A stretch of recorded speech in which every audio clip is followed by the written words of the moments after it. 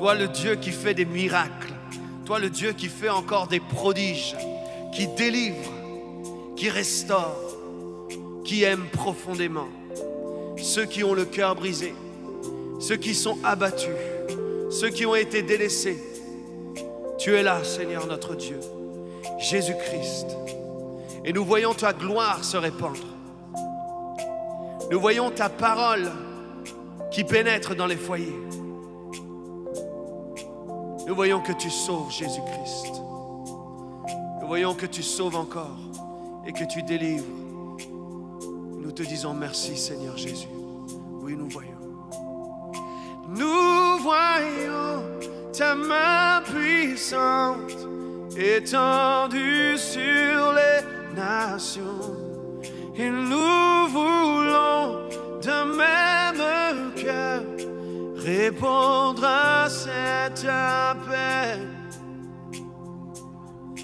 Par-delà les portes fermées, aucun nom ne t'est caché. Tu es là et tu vois les larmes versées. Tu entends les cris du cœur, du son de ses profondeurs. Tu désires le délivrer de toutes ses peurs. Jésus, Jésus, Jésus, tu délivres, tu sauves.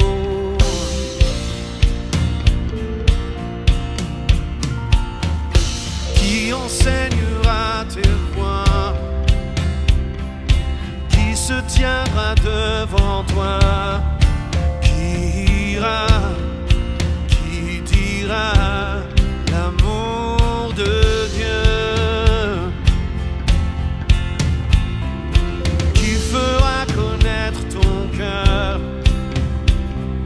à ceux qui n'ont jamais vu ni entendu parler de toi, le seul sauveur. Nous voyons ta main puissante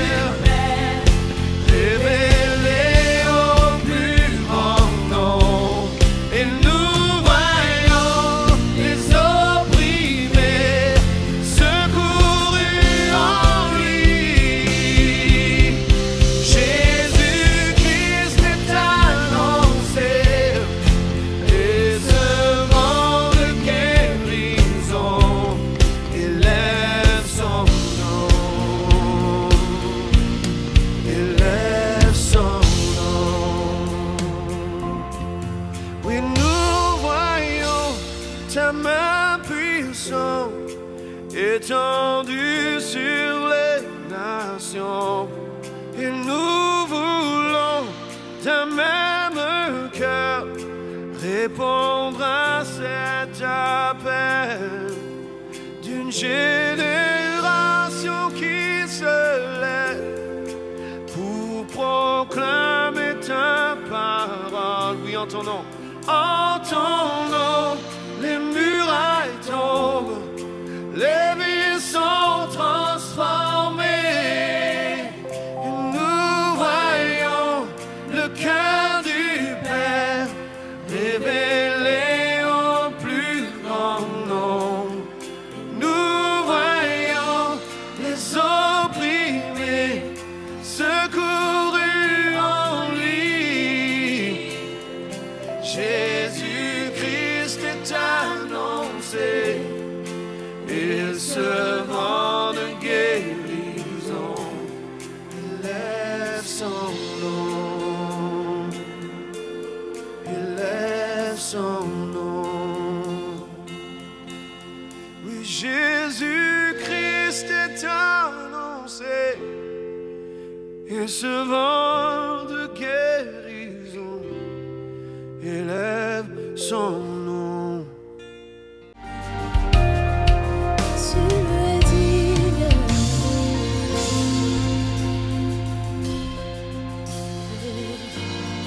Comme j'aime célébrer ton Saint-Nom, comme j'aime te louer, t'adorer, tu mérites la gloire et l'honneur.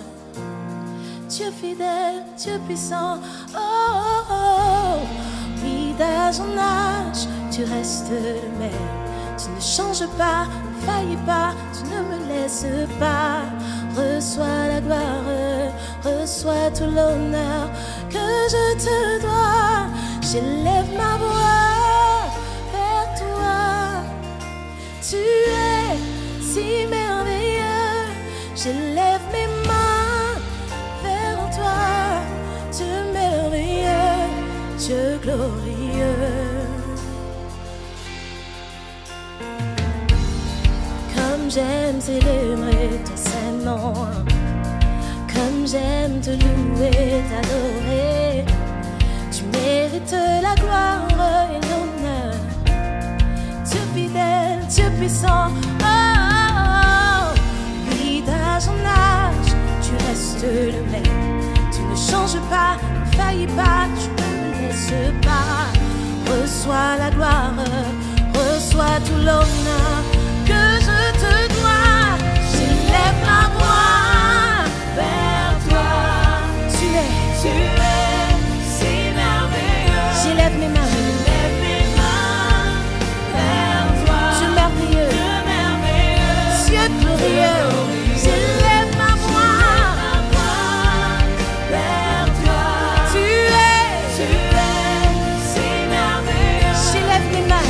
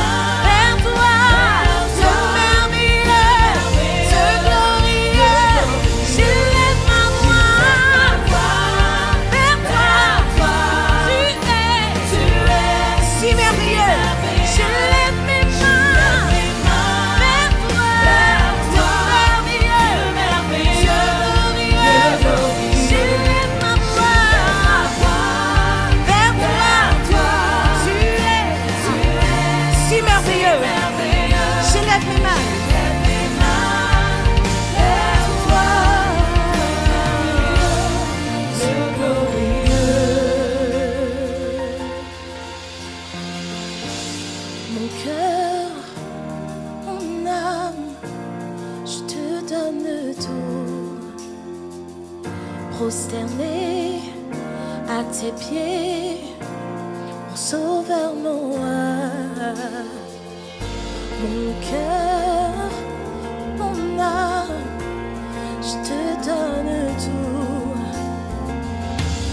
prosterné à tes pieds, mon sauveur, mon roi, chantons-le ensemble. Mon âme, dis-lui je te donne tout, prosterné à tes pieds, mon sauveur, mon roi, mon cœur, mon âme, dis-lui je te donne tout, prosterné à tes pieds, mon sauveur, mon roi, mon cœur, mon âme, je te donne tout, prosterné à tes pieds, mon sauveur, mon roi, reçois la gloire, reçois tout l'honneur, reçois la gloire, reçois tout l'honneur, Yahweh, reçois la gloire, reçois tout l'honneur, je vis pour t'aimer, pour t'adorer, toi seul, reçois la gloire, reçois tout l'honneur, Yahweh, reçois la gloire, reçois tout l'honneur, Papa, reçois la gloire, reçois tout l'honneur, je vis pour t'aimer, pour t'adorer, toi seul, j'élève ma voix, Dieu puissant, j'élève mes mains vers toi, Dieu merveilleux, Dieu glorieux, j'élève ma voix vers toi, Dieu puissant, j'élève mes mains vers toi, Dieu merveilleux, Dieu glorieux, oh, j'élève ma voix, Dieu puissant, j'élève mes mains vers toi, Dieu merveilleux, Dieu glorieux.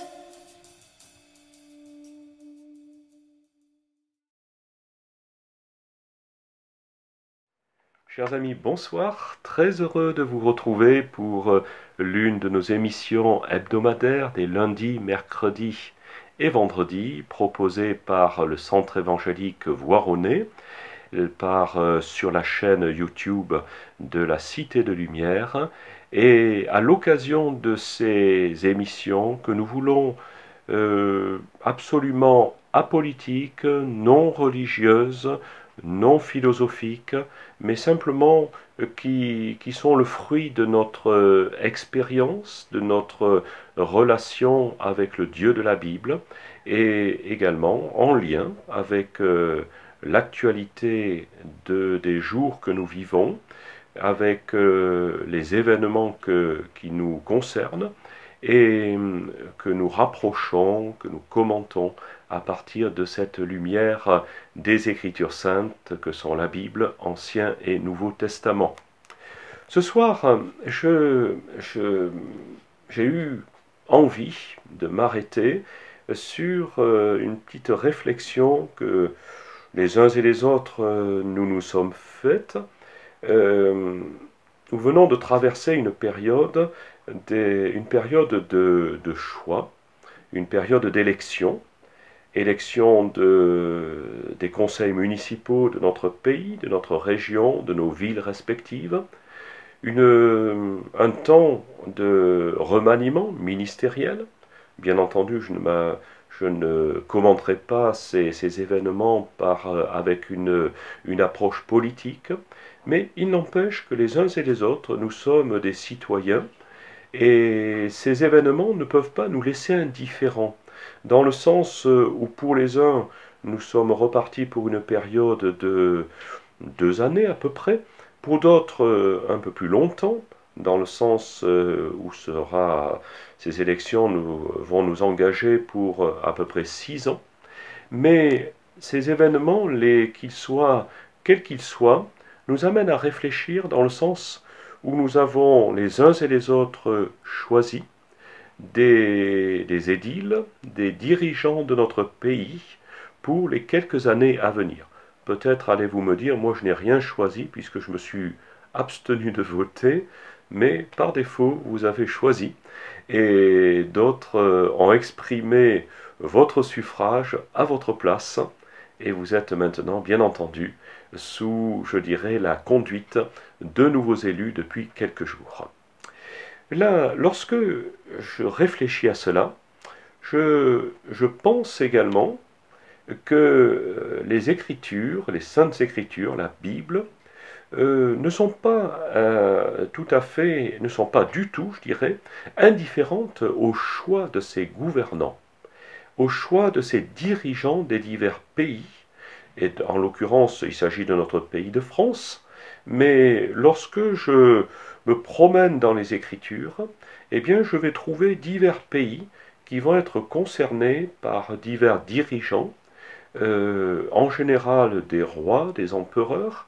L'aspect démocratie n'était pas extrêmement courant à l'époque où la Bible a été écrite, mais nous avons malgré tout des choix qui sont présents.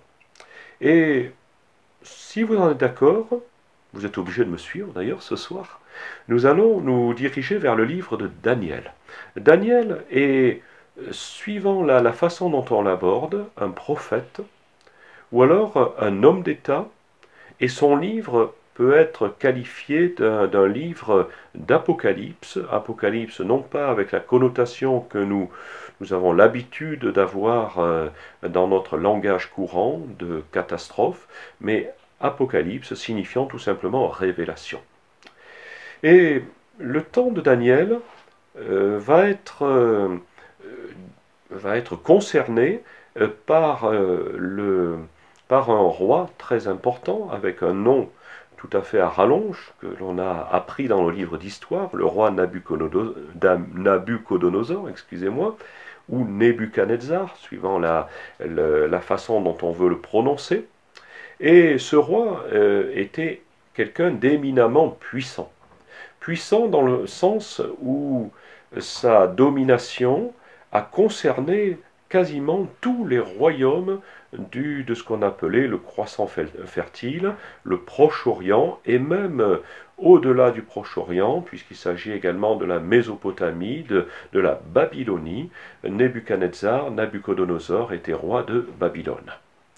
Ce roi extrêmement puissant avait un certain nombre de conseillers, dont cet homme, Daniel, dont nous trouvons un livre dans les Écritures, et on se trouve à plusieurs reprises confronté à une façon de gouverner que nous avons un peu perdue. Nous n'avons plus tellement cette notion, et cette façon de gouverner va relever d'un certain nombre de rêves, de songes, de visions que le monarque va recevoir, va avoir pendant son sommeil ou pendant sa journée, peu importe. En l'occurrence, il s'agissait simplement de son sommeil. Donc on peut appeler cela un rêve, mais ce soir je l'appellerais plutôt un songe, dans le sens où il a une signification prémonitoire et va annoncer des événements à venir. Et ce roi, le matin, va réunir, nous est-il dit, tout ce qu'il peut trouver en fait de sages dans son royaume, des astrologues, des devins, des exorcistes, des mages, des gens extrêmement versés dans la partie qui concerne le décryptage de ses rêves ou de ses songes. Et ce jour-là, il va décrire ce qu'il a reçu pendant sa nuit de sommeil. Pendant cette nuit, il a vu un arbre immense, un arbre qui était visible depuis toute la terre habitée de cette époque. Et cet arbre va tout à coup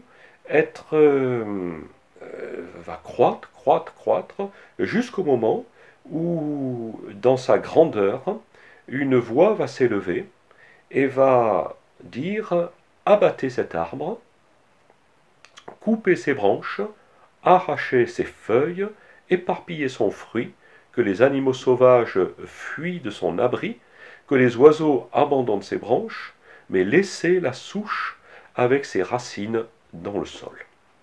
Autrement dit, il y a un changement important, il n'est pas nécessaire d'être grand clerc ni devin là-dessus pour percevoir qu'il y a un changement. Et le roi va réunir tous ces sages de la Babylonie, et au milieu d'eux se trouvera ce fameux Daniel, dont le roi va dire lui-même qu'en lui se trouve l'esprit des dieux. Donc un homme dans lequel le roi Nabuchodonosor, a une immense confiance. Et Daniel va donner l'interprétation de ce songe au roi Nebuchadnezzar. Il ne va pas faire dans la flatterie ni dans la dentelle, pourrions-nous dire, mais il va dire les choses telles qu'il les reçoit de celui qu'il appelle son Dieu, le Dieu des Hébreux, puisque Daniel est un Hébreu qui a été déporté en Babylonie à l'occasion de l'un des exils qui a été, je dirais, pratiqué par le roi Nebuchadnezzar. Et voici ce qu'il va dire. Le roi a vu telle et telle chose, il a vu cet arbre dont il a été décrété la chute, et avec tout ce que le roi vient de décrire. Et il va dire: voici l'interprétation, majesté, et voici le décret du Très-Haut, autrement dit du Dieu tout-puissant, du Dieu des cieux, qui vient sur mon Seigneur le roi. Il va dire: voici, roi Nebuchadnezzar, le Dieu des cieux a prononcé un décret à ton sujet. Tu seras chassé de la société des humains. C'est ce que veut dire la chute de cet arbre. Pour habiter avec les bêtes sauvages. On te fera manger de l'herbe comme un bœuf, et tu seras trempé de la rosée du ciel, tandis que 7 saisons passeront sur toi, jusqu'à ce que tu apprennes que le Très-Haut, c'est-à-dire le Dieu Tout-Puissant, règne sur le royaume des humains, et qu'il le donne à qui il veut. Autrement dit, Daniel ne va pas flatter ce roi. D'ailleurs, ce récit, il nous était dit, est rapporté par le roi Nebuchadnezzar. Donc Nebuchadnezzar a intégré autant le songe que son interprétation et que sa réalisation. Et les choses vont se passer exactement de cette façon-là, puisque un petit peu plus loin, il nous est dit que tout cela arriva au roi Nebuchadnezzar. 12 mois plus tard, tandis qu'il se promenait sur le toit du palais royal de Babylone, le roi dit, donc Nebuchadnezzar va prononcer ces paroles: Babel la grande, je l'ai bâtie comme résidence royale par ma puissance et ma force, pour rehausser la gloire de ma majesté. À peine le roi eut-il prononcé ces paroles, qu'une voix descendit des cieux. Roi Nebuchadnezzar, ces paroles sont pour toi. Le royaume s'en est allé de toi, tu seras chassé de la société des humains, pour habiter avec les animaux sauvages, on te fera manger de l'herbe comme un bœuf, tu seras trempé de la rosée du ciel, tandis que 7 saisons passeront sur toi, jusqu'à ce que tu apprennes que le Très-Haut règne dans le royaume des humains, et qui le donne à qui il veut. Autrement dit, Nebuchadnezzar va vivre en direct ce que Daniel vient d'exprimer selon une révélation qui va être au fond de son cœur.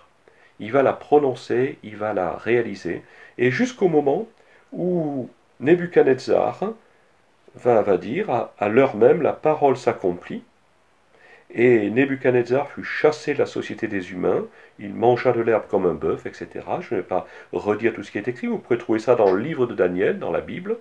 Et lorsque cette période s'acheva, moi, Nabuchodonosor, je levai mes yeux vers les cieux, et mon intelligence me revint. Je bénis le Très-Haut, je louai et glorifiai celui qui demeure à jamais, car son règne est éternel, son royaume dure dans toutes les générations. Tous ceux qui habitent sur la terre sont considérés comme rien. Il fait ce qu'il veut avec l'armée des cieux et avec ceux qui habitent sur terre. Personne ne peut retenir sa main ni lui demander « Que fais-tu » Autrement dit, c'est là une confession de ce roi qu'on pourrait qualifier d'éminemment païen, d'éminemment éloigné de la, je dirais entre guillemets, de la religion monothéiste que connaît Daniel. Mais en cela, il n'y a pas de notion de religion. Il y a une notion simplement de Dieu. Il y a une notion de souverain du monde. Et ce souverain du monde va s'adresser comme en direct à ce roi Nebuchadnezzar. Jusqu'au moment où il va revenir à la réalité de la vie, son intelligence revient, et à ce moment-là, il peut dire, voilà ce qui s'est passé pour moi. Et il pourra même dire, toutes ces œuvres, les œuvres du Très-Haut sont vraies, ses voies sont justes, et il peut humilier ceux qui marchent avec orgueil, sous-entendu, moi-même. Moi, Nebuchadnezzar, j'ai vécu cette expérience, je vous la relate. Moi qui étais un souverain, qui est au-dessus de tous les rois de la terre, certainement de cette époque, mais j'ai vécu un temps de mise à l'écart, d'anéantissement, de façon à ce que je connaisse une bonne fois pour toutes et d'une nouvelle façon qui est le Dieu des cieux. Et ce soir, je m'arrête là-dessus. Je vous relate cette histoire que vous ne connaissez peut-être pas, certains la connaissent et diront que c'est une révision, mais je voudrais, avant que nous allions plus loin, eh bien que vous ayez intégré cette chose-là. Un songe, Dieu révèle sa pensée, l'interprétation d'un songe par la bouche de Daniel, la réalisation de ce songe d'une façon surnaturelle, et enfin la confession de la part de ce roi immense, extrêmement puissant, Nebuchadnezzar, le roi de Babylone, et la réalisation de quelque chose qui était inattendu pour lui, mais qui s'est réalisé tel que cela avait été annoncé. Je vous laisse quelques instants, je vous propose un intermède musical, comme j'ai l'habitude de le faire semaine après semaine, et l'on se retrouve pour aller un petit peu plus loin dans quelques instants. Ne quittez pas, et je vous retrouve très rapidement. À tout à l'heure.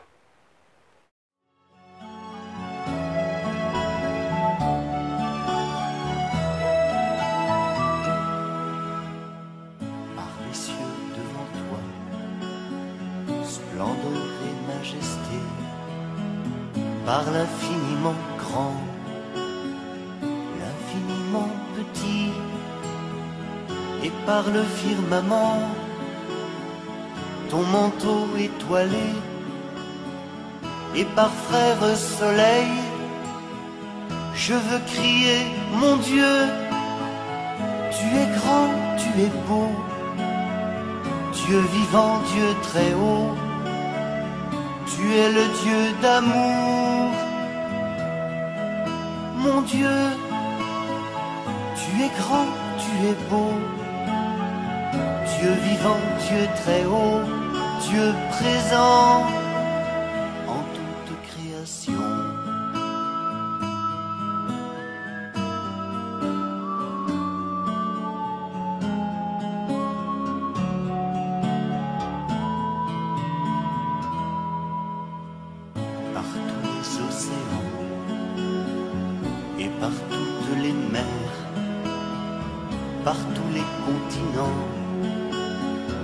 Et par l'eau des rivières, par le feu qui te dit, comme un buisson ardent, et par l'aile du vent, je veux crier, mon Dieu, tu es grand, tu es beau, Dieu vivant, Dieu très haut, tu es le Dieu d'amour,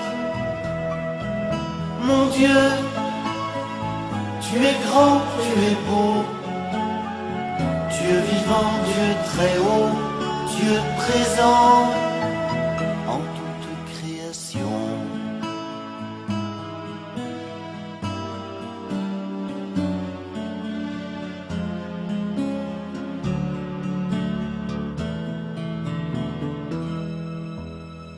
Par toutes les montagnes et toutes les vallées, par l'ombre des forêts et par les fleurs des champs, par les bourgeons des arbres et l'herbe des prairies, par le blé en épis.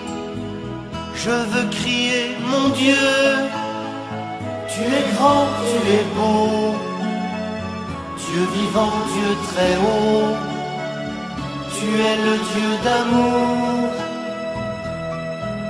Mon Dieu, tu es grand, tu es beau, Dieu vivant, Dieu très haut, Dieu présent en toute création.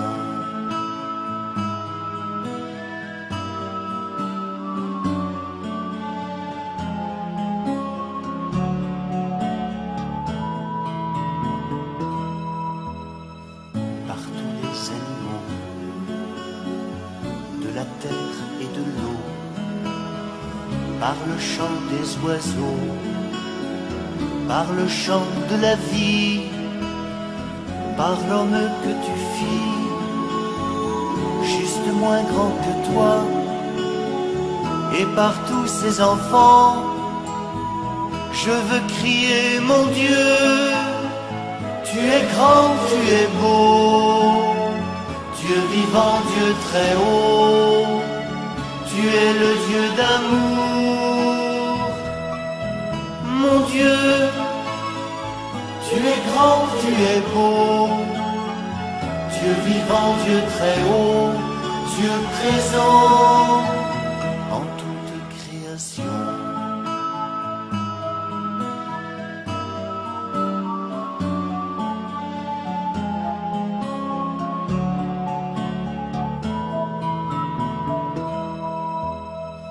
Par cette main tendue qui invite à la danse, par ce baiser jailli d'un élan d'espérance, par ce regard d'amour qui relève et réchauffe, par le pain et le vin, je veux crier, mon Dieu, tu es grand, tu es beau, Dieu vivant, Dieu très haut, tu es le Dieu d'amour.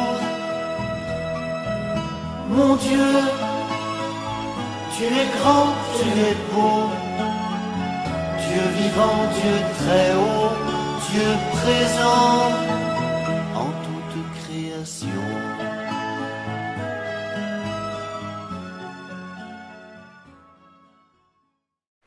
Chers amis, rebonjour. Après ce chant de quelques minutes, eh bien, je reviens vers encore quelques instants vers notre roi Nebuchadnezzar. Donc vous avez certainement lu l'histoire dans les livres d'histoire, bien entendu, mais peut-être les événements que nous avons évoqués il y a quelques minutes ne vous étaient pas extrêmement familiers.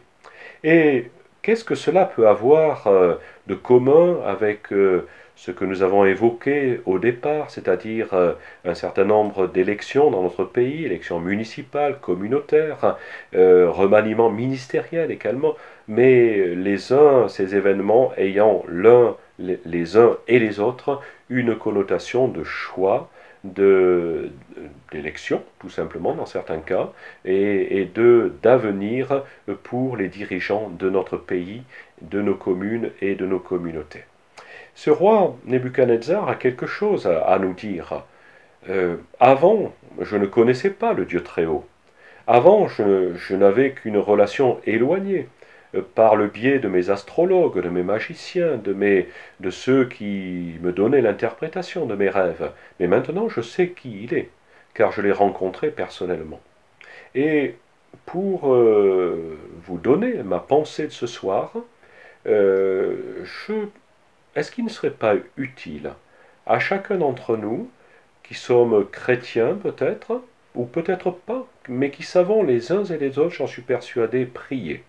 Parce que je reste persuadé que tout homme, toute femme est capable de prier, d'une façon ou d'une autre, de s'adresser à ce que l'on appellera ce soir la divinité, de ce que certains appelleront Dieu, de ce que certains appelleront leur Père céleste, de ce que d'autres appelleront Jésus. Peu importe quelle sera l'appellation, mais le cœur de tout homme, il nous est dit dans la parole de Dieu, a cette composante qu'un sage a appelée la pensée de l'éternité. Et ce soir, je ne peux pas croire que vous qui êtes devant votre écran ne sachez pas comment vous adresser à votre Dieu. À ce Dieu, vous connaissez son existence, vous ne le percevez pas de façon personnelle, mais Nebuchadnezzar non plus ne le connaissait pas de façon personnelle. Par contre, lorsque il va relater ce qui lui est arrivé, il pourra dire « Maintenant, mon intelligence m'est revenue, et maintenant, moi, Nebuchadnezzar, je loue, j'exalte, je glorifie le roi des cieux. » Autrement dit, quelqu'un qu'auparavant, il aurait peut-être il aurait ignoré l'existence de ce souverain de l'univers, de ce maître du monde. Mais là, il a appris, à son détriment peut-être, puisque la période qu'il vient de traverser n'a pas été glorieuse. Il a dit que 7 saisons sont passées sur lui, ce qui veut dire 4 plus 3, donc pratiquement 2 ans. 2 ans écartés du monde, mais malgré tout, avec le royaume qui lui a été conservé, et qu'il a pu retrouver. Il a pu à nouveau rentrer dans, je dirais, dans son costume de monarque, mais dans des dispositions tout à fait différentes. Et ce matin, ce soir, excusez-moi, je voudrais vous arrêter là-dessus et vous inviter à, en toute simplicité, avez-vous pensé peut-être à prier pour votre mère, à demander à ce que votre mère, monsieur ou madame le maire, soit remplie de sagesse pour être à même de conduire nos communes, votre commune, dans la bonne direction. Avez-vous pensé à prier pour nos nouveaux ministres qui viennent d'être choisis? Peut-être certains vont dire, j'ai entendu parler, oh là là, la guerre est déclarée, il y a un problème là-dessus, celui-là on ne l'aime pas, on n'a pas envie qu'il soit à ce poste. Bon, je laisse chacun libre de ses opinions, mais ils sont choisis. Et maintenant, que pouvons-nous faire? Sinon, nous arrêter quelques instants et dire, ce que je n'ai peut-être jamais fait, je vais commencer à prier pour ces hommes, ces femmes, de façon à ce qu'ils aient l'intelligence qui est nécessaire. Il y avait quelques années auparavant, avant que Daniel n'existe, le peuple hébreu a connu plusieurs épisodes dans son existence. Je vais passer très rapidement. La sortie d'Égypte, vous en avez peut-être entendu parler, je le rappelle, la sortie de l'esclavage, 400 et quelques années d'esclavage, sous la conduite d'un certain Moïse, qui va conduire un immense peuple à travers le désert du Sinaï pour le faire entrer, et ce sera sous la conduite de Josué, dans la terre de Canaan. Et quelques années plus tard, ce peuple duquel on pourrait dire qu'il était sous un régime de théocratie, c'est-à-dire le gouvernement exclusif d'un Dieu, va dire, nous, on veut ressembler au peuple qui nous entoure et avoir à notre tête un roi. À cette époque-là, le dirigeant de ce pays était bien entendu Dieu, je viens de dire à l'instant, mais également un certain prophète du nom de Samuel. Et Samuel va vivre ça d'une façon douloureuse, disant, mais ce peuple me rejette. Ils n'ont plus envie que je sois leur conseiller. Ils n'ont plus envie de venir vers moi pour que je règle leurs difficultés. Mais cet homme qui avait la connaissance et l'intimité de Dieu va recevoir cette parole de Dieu qui va lui dire, mais ce n'est pas toi qu'ils rejettent. Toi, effectivement, ils veulent te mettre un peu dans le fossé. Mais avant toute chose, c'est moi, l'Éternel, Dieu, le Seigneur, le Maître du monde qu'ils rejettent. Et ne t'afflige pas, donne-leur un roi, selon leur demande. Et Samuel va choisir un roi du nom de Saül, et va le mettre à la tête de ce peuple, en disant, je vais vous dire quel va être le droit de ce roi. Samuel ne va pas simplement poser un roi sur le trône et dire, débrouillez-vous avec lui, mais dire, voici quel sera le droit de ce roi. Et Samuel va rajouter à ce que le peuple hébreu avait déjà dans ses, je dirais, dans ses textes, dans ses décrets, etc., il va rajouter un certain nombre de consignes qu'il appellera le droit du roi à la tête du peuple. Et ainsi, le roi Saül sera intronisé. Ce ne sera pas vraiment une réussite, allons-nous dire, mais les choses vont changer. Ce qui veut dire, c'est que Dieu n'est pas contre le fait d'avoir à la tête de notre pays des dirigeants. Certains pourraient dire, moi je suis chrétien, je me revendique du Dieu des cieux, du Maître du monde, je ne connais personne d'autre comme autorité. Ce serait tout à fait hasardeux, faux, prétentieux, et je ne m'inscris pas du tout dans cette façon de penser. Bien au contraire, je respecte les autorités de mon pays, je respecte les autorités de ma commune, de ma communauté d'agglomération, et ce soir je vous dis que je bénis ces hommes et ces femmes, que je prie pour eux, de façon à ce que leurs décisions soient intelligentes, sages, et contribuent au bien-être des uns et des autres. D'ailleurs, c'est ce que dira un peu plus loin, et bien longtemps après, l'apôtre Paul, dans une lettre qu'il adressera à un certain Timothée, et il va dire la chose suivante, en priorité, je conseille que l'on fasse des requêtes, des prières, des intercessions, c'est fort une intercession, des remerciements pour tous les êtres humains, et, virgule, pour les rois. Bon, nous n'avons plus de rois en France, pour tous ceux qui sont haut placés, nous avons ce genre de personnes, nous avons un président de la République, un premier ministre, un gouvernement, afin que nous puissions mener une vie calme et paisible, en toute piété et étant intègre dans tous les domaines. Voilà une belle parole qui nous amène à nous arrêter et à considérer que à notre tête, à la tête de la France, il n'y a pas le roi Nebuchadnezzar, loin s'en faut, mais il y a des hommes politiques qui sont là, que nous avons élus, plus ou moins ou plus, mais qui par l'intermédiaire, je dirais, de notre suffrage, sont arrivés à des postes de commandement, de direction de notre pays. Et le prophète Samuel, dont on a parlé, qui a mis en place le roi Saül, eh bien, ne s'est pas trompé du tout là-dessus, et il a simplement dit, eh bien, ce roi, il agira de telle et telle manière, mais moi-même, moi, prophète Samuel, qui ai conduit votre nation pendant toutes ces années, jamais je n'arrêterai de prier pour votre roi, de façon à ce que le destin, l'avenir de votre nation s'accomplisse dans de bonnes conditions. Et ce soir, je trouve que c'est extrêmement enthousiasmant. Vous allez dire, mais qu'est-ce que peut bien faire la modeste prière d'un habitant de la planète, de la région dans laquelle nous sommes ou d'une autre région? Eh bien, je dirais que, détrompez-vous, il y a un autre texte biblique qui va dire que la prière du juste a une grande efficacité. Votre prière a une grande efficacité. Est-ce que votre mère n'a pas besoin de cela? Je me souviens très bien, il y a quelques années, nous avons malheureusement connu des attentats dans notre pays, des attentats qui ont concerné le Bataclan, et il y a eu une prise de conscience de plusieurs, et par rapport à une prise de conscience certainement dans la crainte, et je me souviens que dans ma commune, je ne vais pas citer son nom, eh bien j'ai eu un dilemme, dans le sens où le maire avait projeté 2 dépôts de gerbes en l'honneur des victimes de cette catastrophe du Bataclan. L'une le vendredi soir, l'autre le samedi matin, à 2 endroits différents de la commune. Et le vendredi soir, il se trouve que nous avions projeté dans notre communauté, notre église, un temps de prière pour les familles endeuillées à l'occasion de cette catastrophe du Bataclan.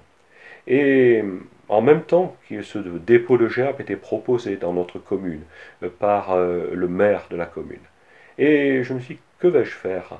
Et j'ai pris l'initiative d'envoyer un petit courrier au maire de ma commune pour dire, excusez-moi, monsieur le maire, je ne pourrai pas participer à ce dépôt de gerbes du vendredi soir. Par contre, je serai présent demain matin, samedi, pour ce deuxième dépôt de gerbes et je m'associerai à ce geste que vous avez voulu marquer pour la commune. C'est donc ce que j'ai fait, en rajoutant que ce vendredi soir, la raison de mon absence serait que dans notre communauté, dans notre église, nous serions dans la prière par rapport aux victimes de cette catastrophe. Et le lendemain matin, alors que je me présentais à l'occasion de cette cérémonie, ce dépôt de gerbes, ce deuxième dépôt de gerbes, j'ai vu arriver à moi le maire de ma commune, extrêmement chaleureux, venant me dire « Monsieur, j'ai beaucoup apprécié votre email de hier soir. » Et il m'a fait part de de sa reconnaissance, de l'avoir, je dirais, avisé de ma décision, tout en étant respectueux de son initiative à l'intention de ces personnes qui étaient dans le deuil. Ce soir, je voudrais terminer cette émission plus exactement, en cherchant à vous sensibiliser là-dessus.